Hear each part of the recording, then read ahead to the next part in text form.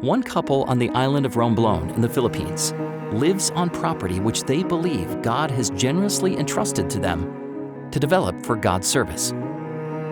Ike and Jerby are retirees who devoted their time developing these 3 hectares of land to become useful for the Lord's work.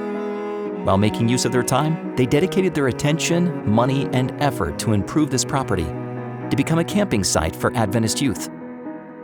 Well, even before we acquire this property, we have already a plan to share to the work of the Lord.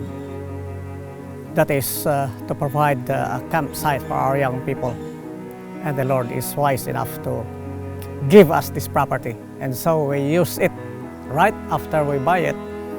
Young people come around and have their camping and they enjoy their activities here.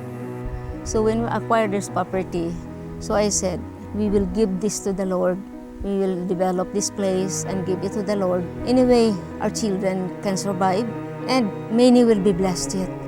Generosity is not learned in an instant, but it is acquired through experiences and opportunities to give and to be a channel of blessings to others.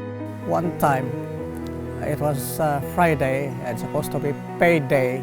We were not able to receive our salary, but we prepared our tithe to be given on the Sabbath. So we have nothing, and we pray to God for a means where we can get our supply until the salary arrives. So we went to the church, and a youth approached me and told me that he has prepared a sack of kamote for us.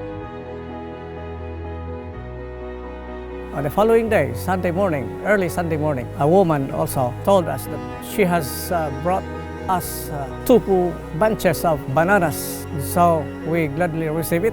We know that the Lord is very good because He knows that we are returning His property, His money.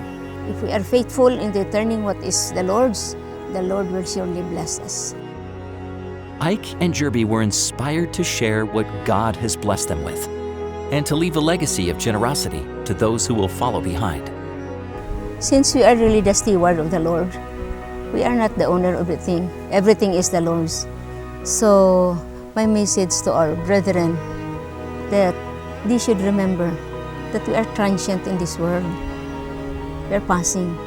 We want to help hasten the coming of the Lord. So by returning what is in us, it might help. It might help hasten the Lord's work. So time will come. We cannot use it anymore. What shall we do if we cannot use? While there is time yet and it can be used, give it to the Lord so that it will help hasten His return. If you'd like to learn more about how your legacy can bless future generations, visit AdventistMission.org/plannedgiving.